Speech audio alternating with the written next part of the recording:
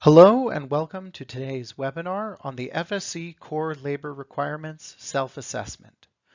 This webinar is intended for chain of custody certificate holders who will be implementing the core labor requirements within their operation and for companies who are interested in becoming chain of custody certified.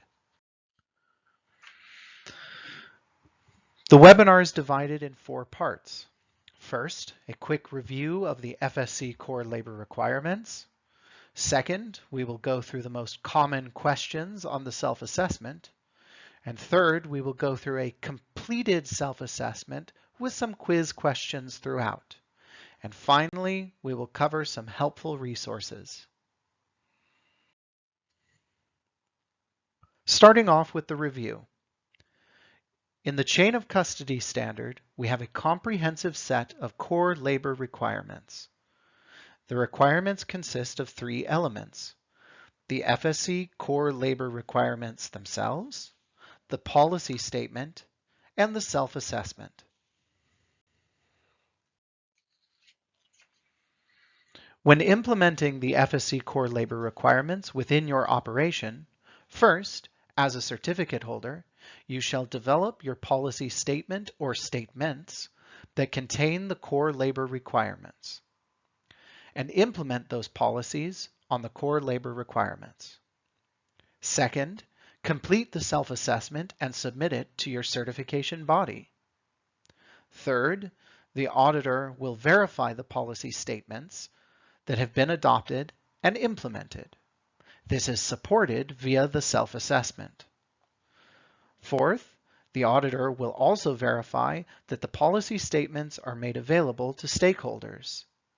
And fifth, the auditor will evaluate the self-assessment, using it to guide and plan for the audit and check the evidence.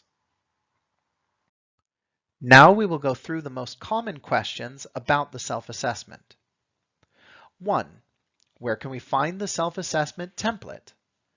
The template can be found within Annex D of version 3-1 of the Chain of Custody standard. You can find fillable versions on the Chain of Custody certification page on the FSC International website. 2. Is the self-assessment available in different languages? The self-assessment is available in English and Spanish. In addition, some FSC national offices have developed or will develop national self-assessment templates. These will be available in the local languages and will be published in the coming months. 3. Are there rules on how we complete the self-assessment? There are no rules or restrictions on how you organize or structure your self-assessment. For multi-site or group certificates, the self-assessment can be member-specific or completed at a group or country level. 4. How often do we need to complete the self-assessment? The self-assessment needs to be completed at least annually as part of each surveillance audit. In addition, it should be updated when there are any changes to the certification scope.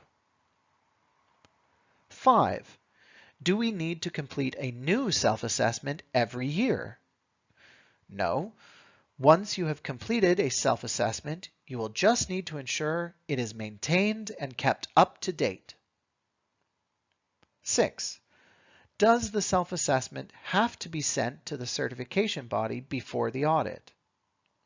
Yes, the self-assessment should be sent before the audit. This will give the auditor time to review it, see the evidence, and plan the audit time accordingly. 7. What if I am the sole proprietor or have no employees? You will still need to develop your policy statement and complete the self-assessment.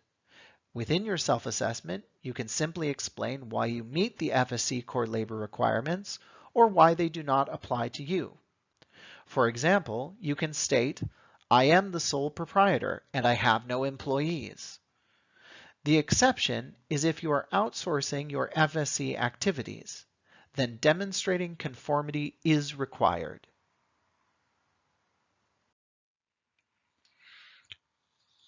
Moving on to completing the self-assessment.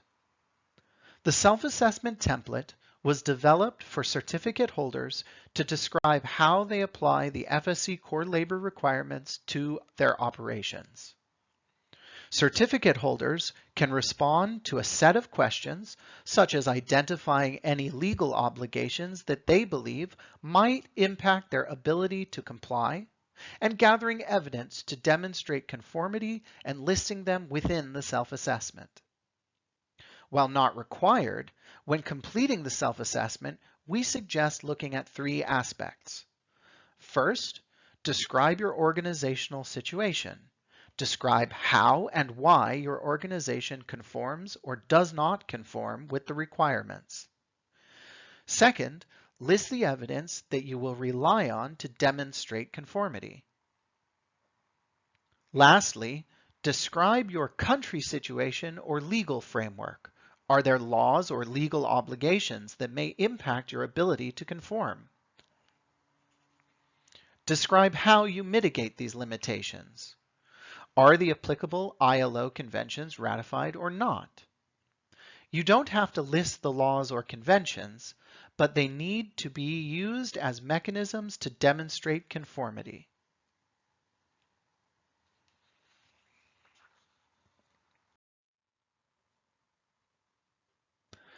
Now let's begin looking at how one can complete the self-assessment. Before we present the self-assessment, we want you to understand that what follows is an example for informative purposes only. It does not necessarily reflect the reality of the countries in the example. So let's start with our example organizational scenario. We are a multinational food and beverage packaging manufacturing company with a chain of custody multi-site certificate. We have 4 sites in total. 2 sites are in Germany, a sales office and a production plant, and 2 sites are in India, a sales office and a production plant. In total, we have 1,250 employees for all our sites combined. We produce plastic-coated paper cartons for food and beverages. We have 2 subcontractors, one in Germany and one in India, who shrink wrap the packaging and send it back to us.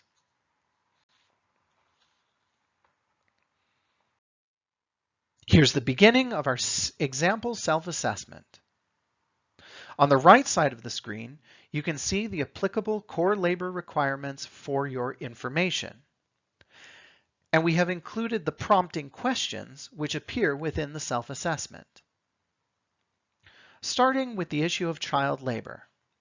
Question A, does your organization comply with Clause 7.2? If yes, continue at C. Clause 7.2 reads, the organization shall not use child labor. We have answered yes, we comply with Clause 7.2. We skip question B since we answered yes. And at C, we describe how we know that we comply with Clause 7.2. Starting with our sites in Germany. Germany has ratified the ILO Convention on the Worst Forms of Child Labor. The youth labor protection laws apply to teenagers between 15 and 18 years old, which grants them rights and protections, and children younger than 14 are not allowed to work. We hire apprentices between 16 and 19 years old as part of the dual education system, where the vocational training is part of a degree course. We hire apprentices in their final year of school. They must be enrolled in a course at university and provide proof of enrollment and academic results. We also request job references and additional certificates as required. This is checked as part of the selection and recruitment process. Key points to highlight on this slide. We mentioned the legal and regulated minimum age in Germany, and that we do not hire apprentices below the minimum working age of 14 years old under the vocational training system. As part of our internal procedures of requesting and checking proof of enrollment, academic results, or additional certificates, we directly confirm that the apprentice is of legal working age. Keeping employee records, which includes employees' date of birth, demonstrates that we have processes in place which indirectly or directly verifies the age of workers. Moving on, still for the German sites, students agree to a training contract that outlines the training content, schedule, duration, as well as remuneration and holiday entitlement. Employee records are kept, which includes their date of birth, as well as other information such as tax file numbers. The National Law on the Supply Chain Due Diligence Act will enter into force in 2024 for companies with more than 1,000 employees.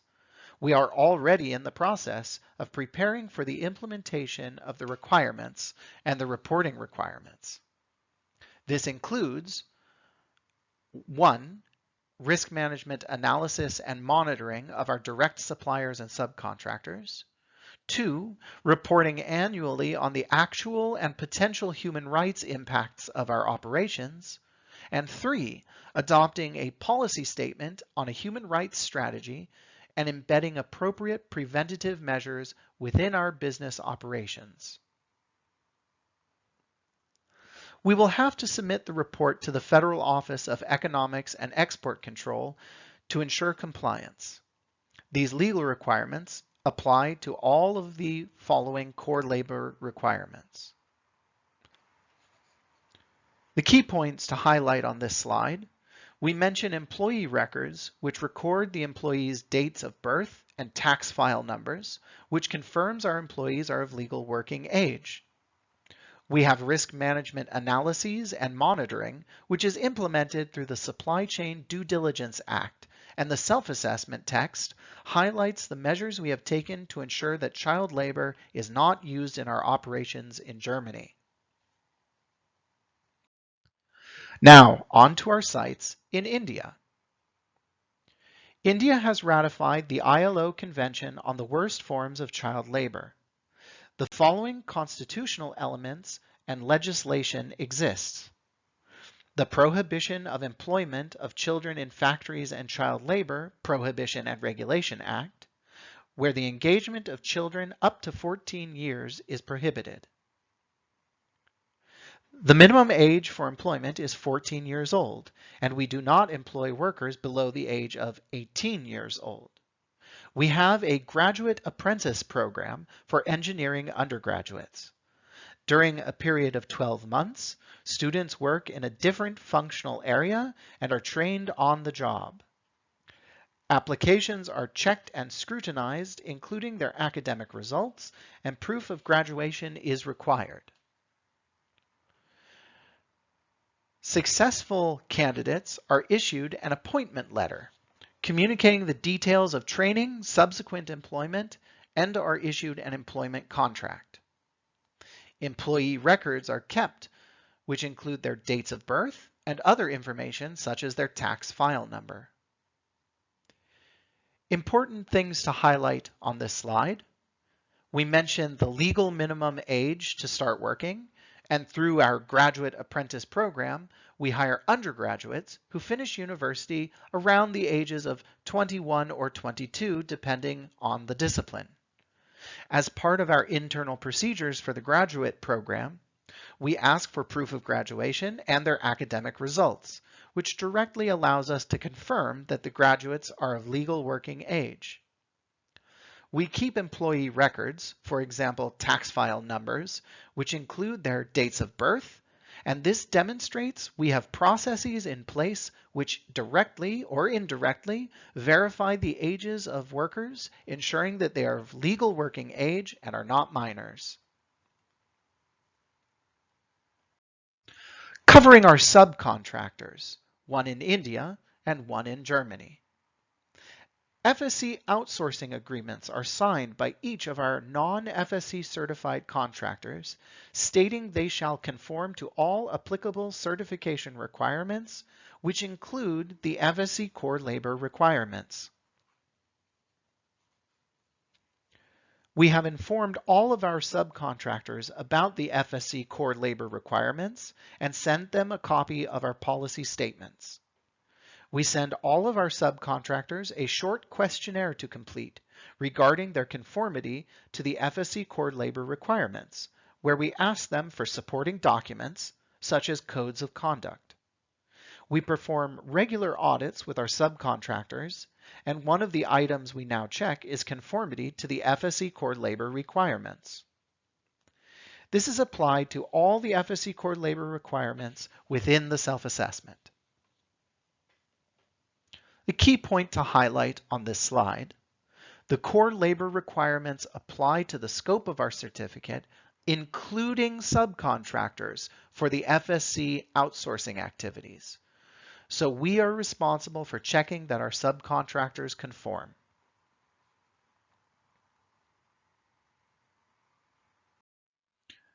We move on to question D, where we identify the documents and records that we rely on to demonstrate conformity.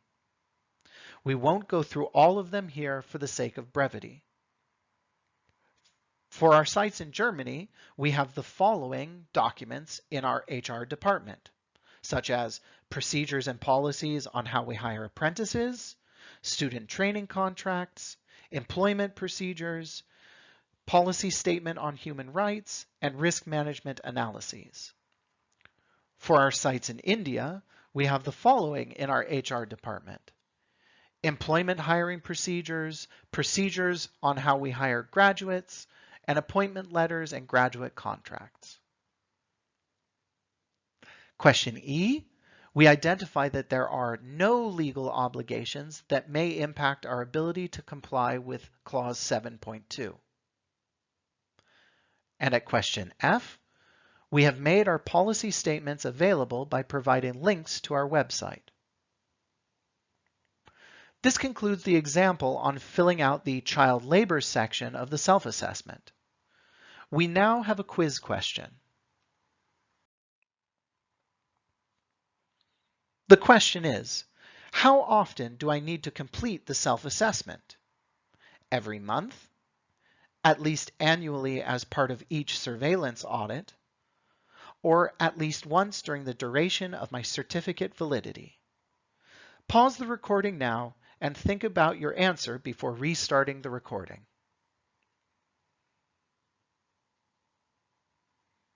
The correct answer is at least annually as part of each surveillance audit. Additionally, it should be updated when there are any changes to the certification scope.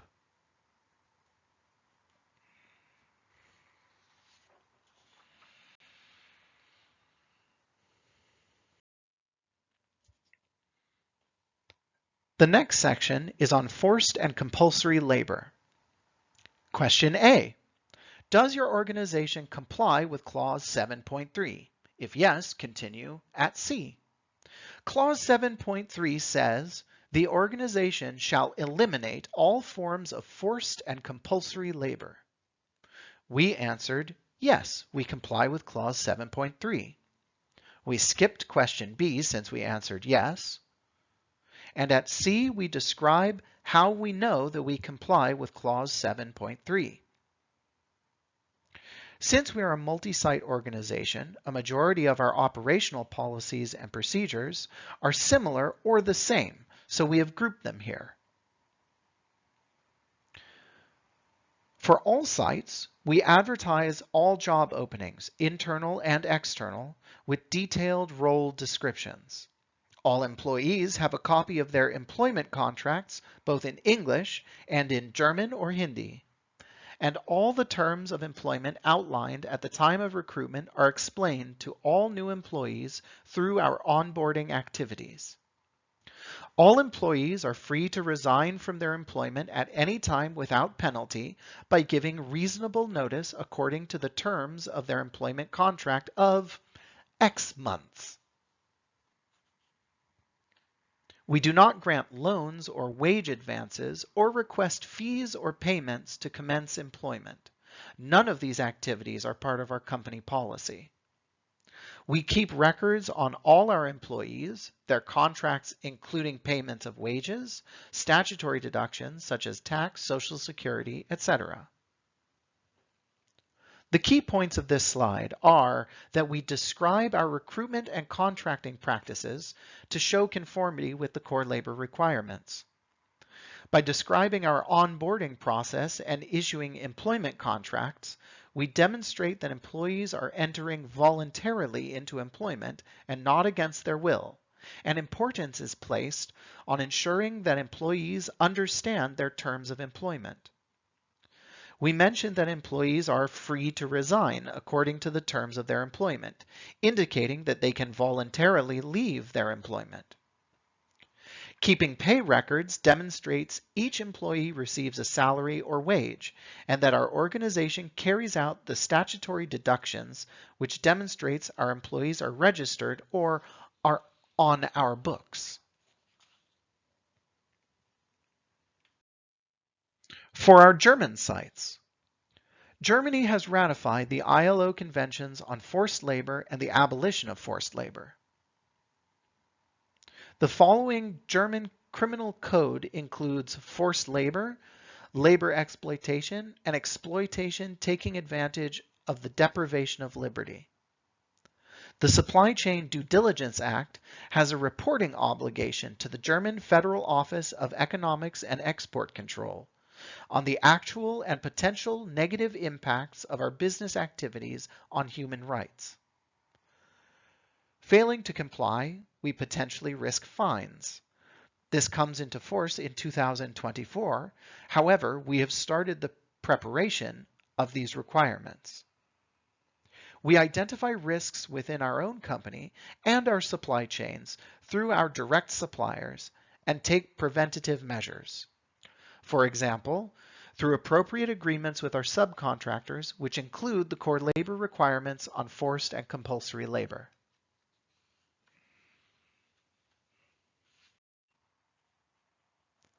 As an employer, we are required by the Documentary Evidence Act to finalize the terms and conditions of the employment relationship no later than 1 month after the commencement of employment. It is a statutory obligation that the employment contract have the name and address of employer and employee, information on the starting date, duration in the case of fixed-term contracts, the place of work, the nature of the activity involved, the composition and amount of remuneration, the working hours, duration of annual leave, the notice period, and a general reference to the collective bargaining agreements, works agreements, or service agreements applicable to the employment relationship.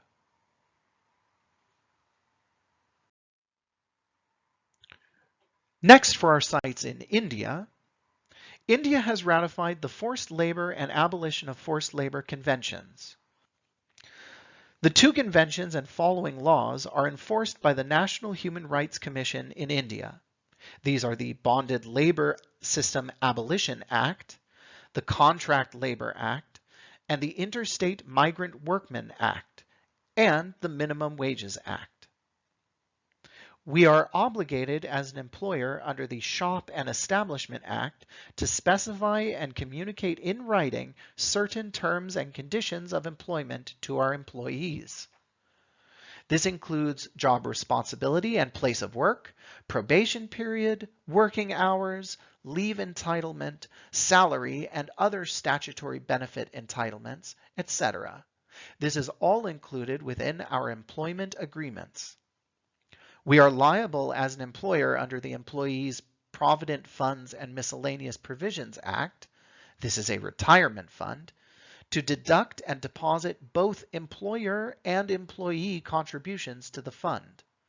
This must be filed with the Employee Provident Fund organization, and we retain these records. We follow the Wages Act that mandates that wages must be paid without deduction of any kind except certain authorized deductions, such as taxes on income, fines, or deductions owing to absence from duty. All employees' salaries and deductions according to the law are recorded within our payroll records and our employees' pay statements. For casual or contract workers provided through contractors who work for a specific period and carry out a specific task only, we are obligated under the Contract Labor Regulation and Abolition Act to register the employment where we hire contractual workers with the authorities, hire workers only from licensed contractors, maintain a register of contractors, a register to record the work performed, wages paid, receipts, etc., and post up notices showing the place and time of disbursement of wages, rate of wages, hour of work, wage period, dates of payment of wages, and date of payment of unpaid wages. And finally, to display notices in a language understood by most of the contract laborers and workers. Key points to highlight in this slide. For both the sites in Germany and India, we highlight that our practices do not indicate any forced or compulsory labor. We demonstrate that a lot of our processes are transparent and records kept, being clear about payroll deductions, keeping employee records, and registering contract workers.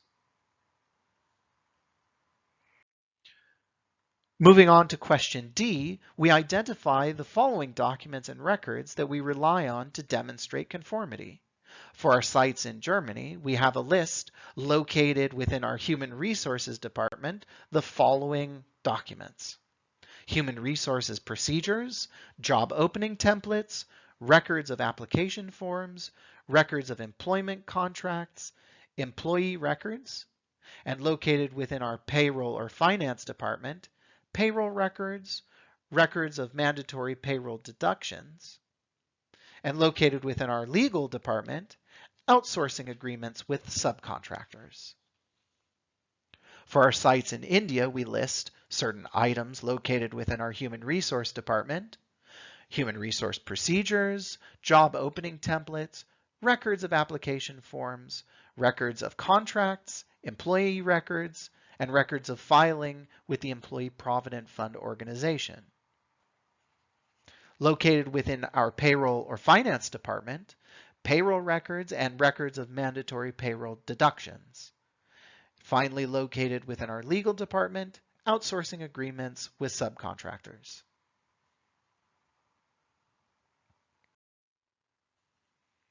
For question E, we identify there are no legal obligations that may impact our ability to comply with Clause 7.3.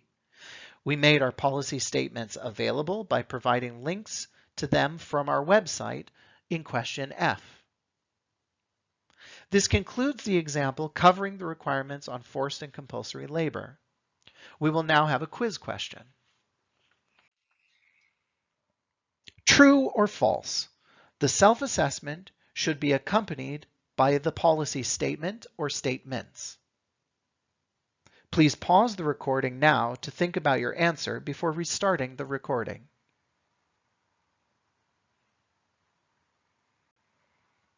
The correct answer is true.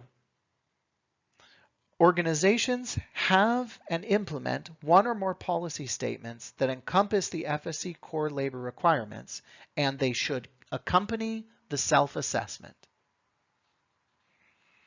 Moving on to discrimination in employment and occupation.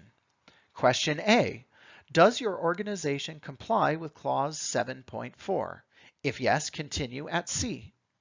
Clause 7.4 says, the organization shall ensure that there is no discrimination in employment and occupation. We answered yes, we comply with Clause 7.4. We skipped question B since we answered yes. And in question C, we describe how we know that we comply with Clause 7.4. For all sites, we document each application process and store it for at least 3 months from receipt to the rejection of the applicant. We have a detailed and objective selection criteria for applicants.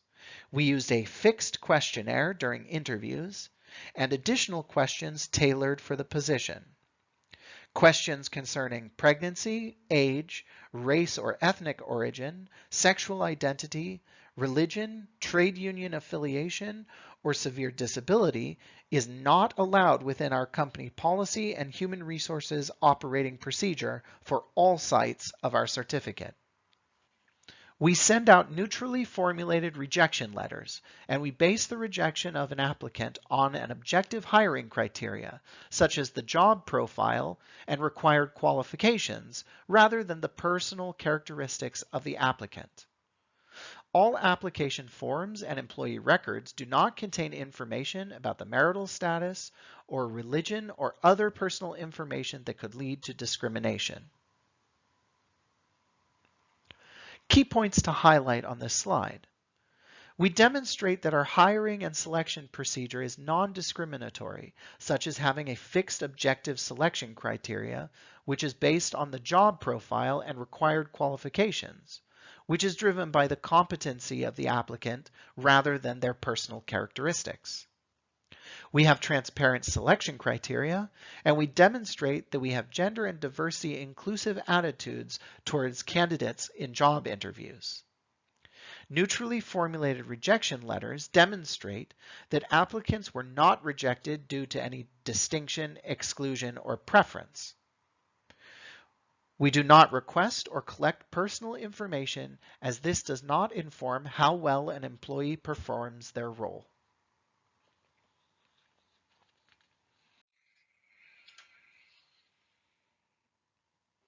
We are an equal opportunity employer and have a policy about non-discrimination.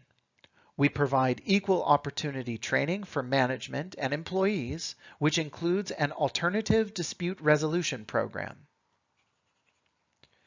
We have a special program to encourage more women from science, technology, engineering, and mathematics, called STEM backgrounds, to apply for open positions. We have clear policies covering a wide range of relevant workplace issues.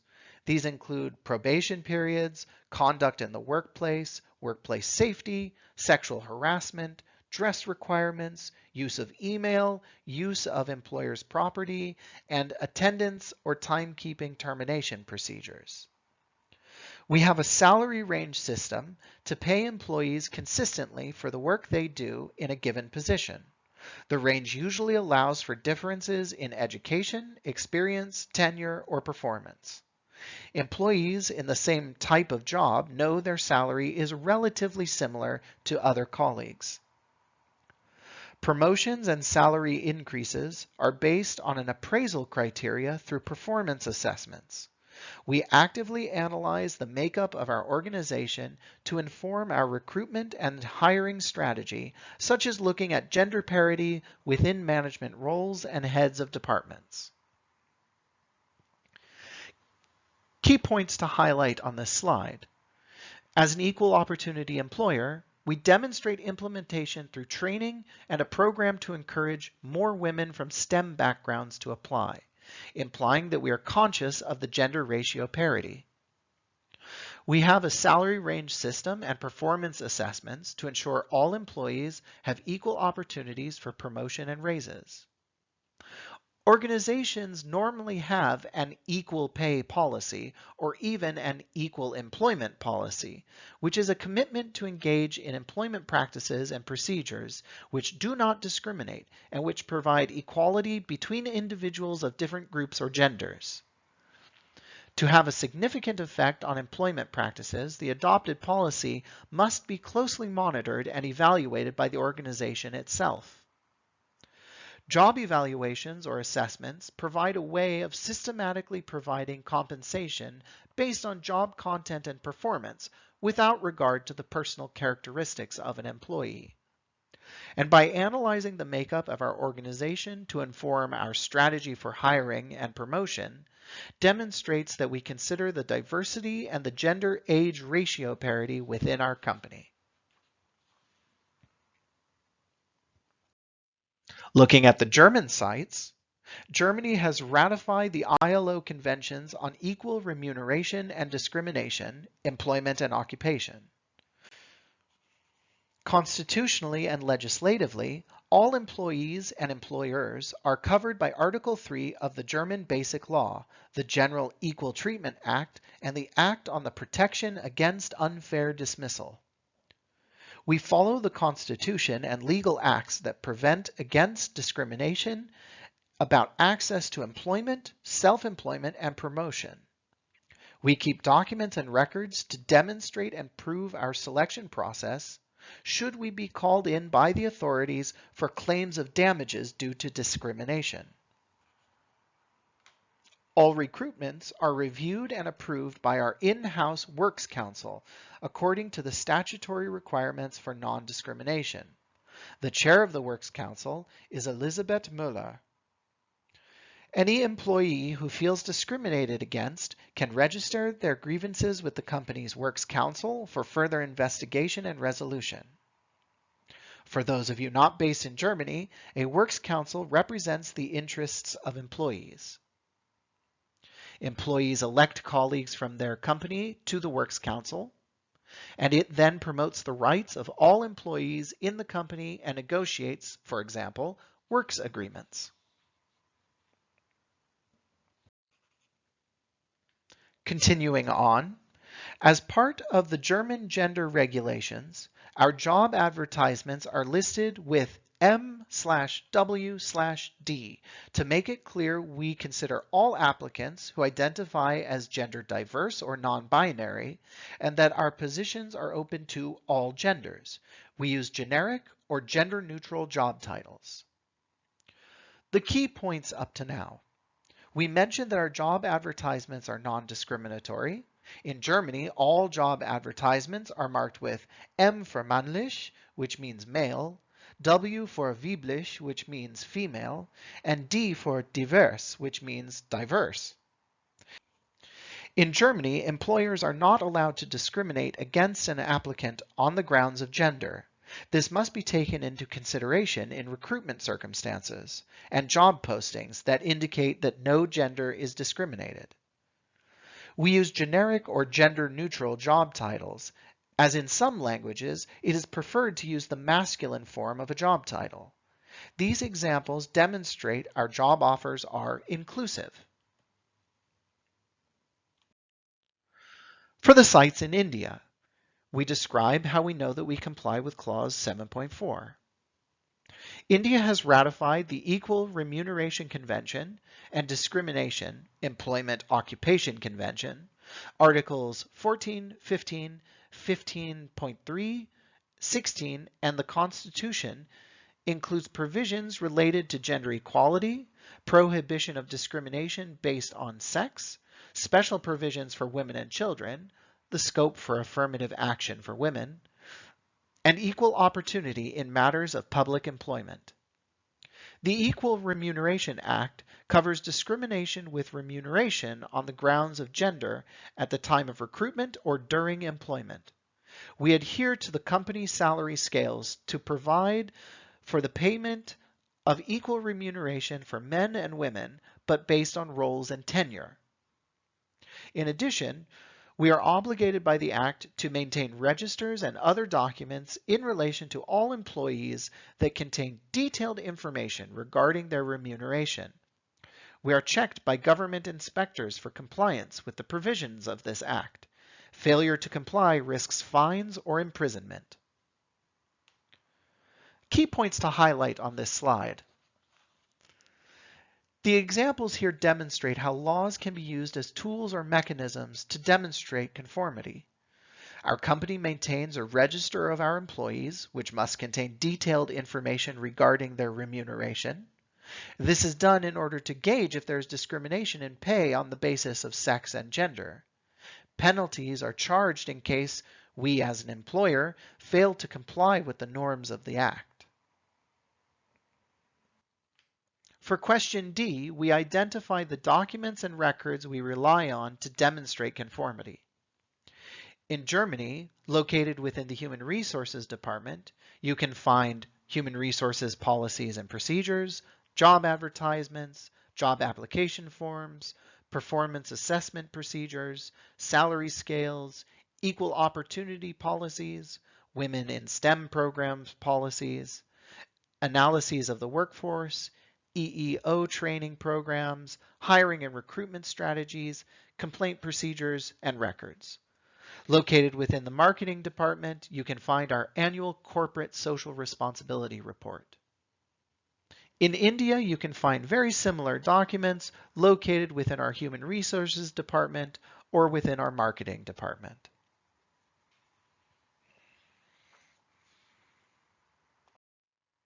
For question E, we identify there are no legal obligations that may impact our ability to comply with clause 7.4. For question F, we made our policy statements available with links to our website. This concludes the section on discrimination in employment and occupation. We will now have a quiz question. Should you submit your self-assessment after your surveillance audit, during your surveillance audit, or before your surveillance audit? Pause the recording now and think about your answer before restarting the recording.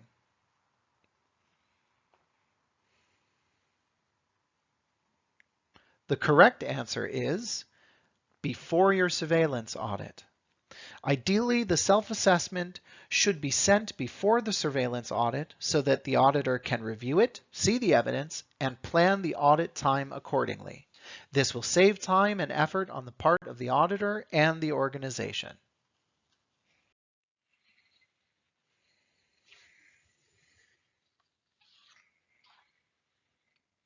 Moving on to the issue of the freedom of association. Question A. Does your organization comply with clause 7.5? If yes, continue at C. Clause 7.5 says, the organization shall respect the freedom of association and the effective right to collective bargaining. We answered, yes, we comply with clause 7.5.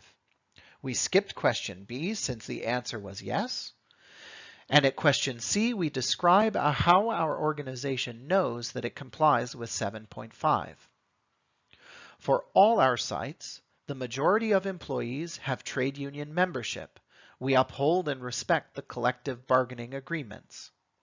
The collective agreement entitlements refer to salary, allowances for overtime, and for working on public holidays. Other financial entitlements include severance payment and Christmas or Diwali bonus.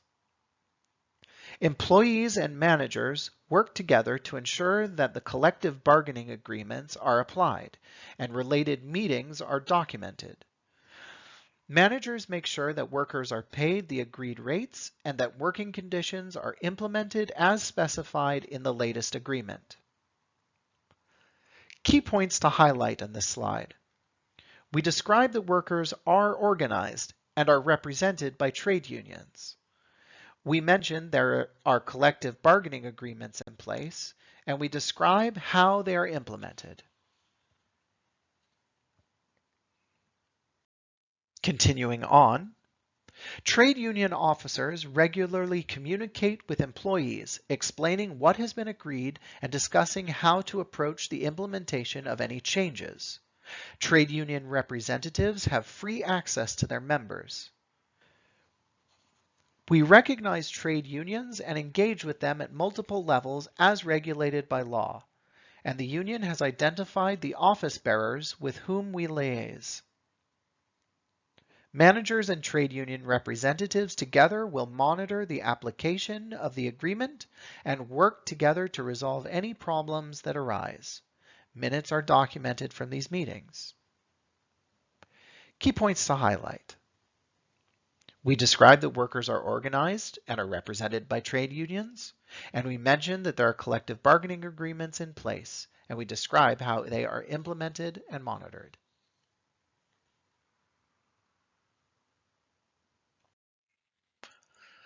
At the German sites, Germany has ratified the ILO Conventions of Freedom of Association and the Protection of the Right to Organize, and the Right to Organize and Collective Bargaining Convention. The right of association for both workers and employers is guaranteed as a basic right within the German Basic Law. There is an active Works Council, Betriebsrat. The Works Council monitors whether the employer is complying with the applicable laws, occupational safety and health provisions, collective agreements, and organizational level agreements. The members of the Works Council are elected democratically by employees using a specified electoral process. The chairperson of the Works Council is Elisabeth Müller. In India, the right to freedom of association is included in the Constitution and guaranteed under the Trade Union Act. India has not ratified the ILO core conventions associated with freedom of association and collective bargaining. The company has a works committee comprising of equal representation of workers and employers' representatives. The purpose of this committee is to settle and discuss work-related issues and issues related to conditions of employment with the support of trade unions. We have an active trade union. They hold workers' representatives elections independently, and the current representatives are Sunita Devi, Sanjivani Reddy, and Anushri Gupta. We have 3 active trade unions who are affiliated with INTUC, BMS, and CITU unions. The key point of highlight on this slide, we flagged that our company has other forms of worker representation other than unions, which is the Works Council in Germany and a Works Committee in India. For question D, we identify any documents that we rely on for demonstrating conformity. In Germany, located within the Human Resources Department, you can find collective bargaining agreements, minutes or documents from meetings with trade unions and works councils, and freedom of association statements within our policies. In India, you can find located within the Human Resources Department, collective bargaining agreements, minutes or documents from meetings related to the development of collective bargaining agreements, and freedom of association statements within our policies. Located with the Works Committee, you can find meeting agendas and minutes, and records of worker representative elections.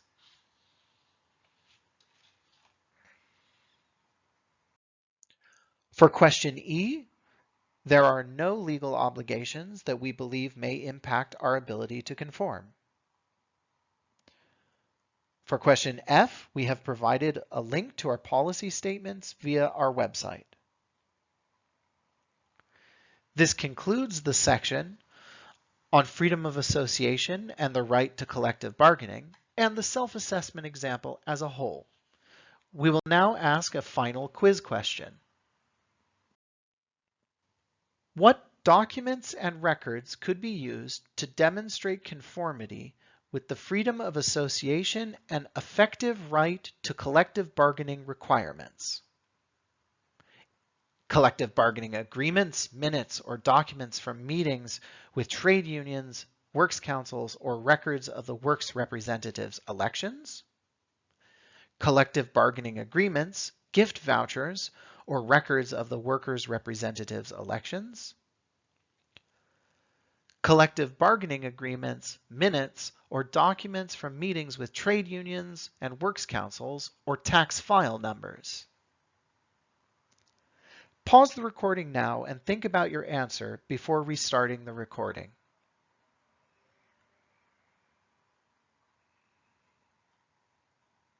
The correct answer is collective bargaining agreements, minutes, or documents from meetings with trade unions, works council, or records of the workers' representative elections. By way of explanation, organizations shall identify any document or records, plus their location, that you can use to rely upon to verify conformity.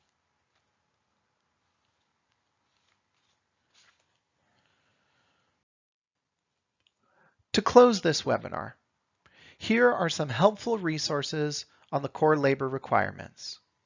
We have several webinar recordings. First, we have an introduction webinar on the core labor requirements, which covers the basics. We have the first technical webinar, which goes through the requirements one by one. And we have this webinar that deals with the self-assessment. We also have a question and answer document on the core labor requirements available. You can access and download all these resources under the Chain of Custody section of our website. We have an informative guidance document for certificate holders and certification bodies to support the implementation of the FSC core labor requirements. We will release this in the coming weeks.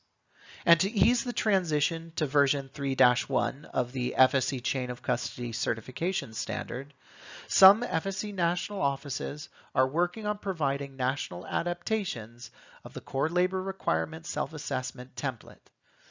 These adaptations provide guidance in a national context for filling out the self-assessment.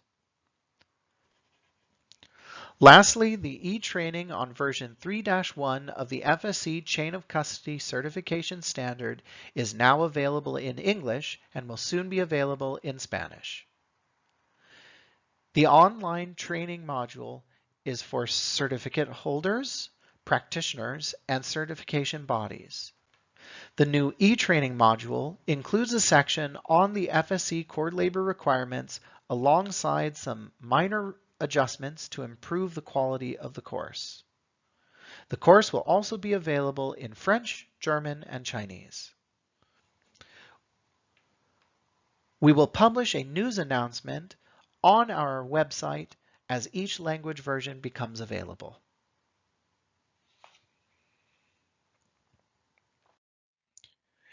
If you want to stay updated on our engagement activities about the FSC core labor requirements, please sign up to the FSC newsletter on the FSC International website.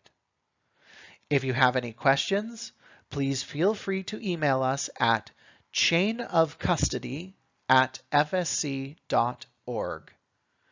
Thank you for listening to this webinar on the FSC core labor requirements self-assessment.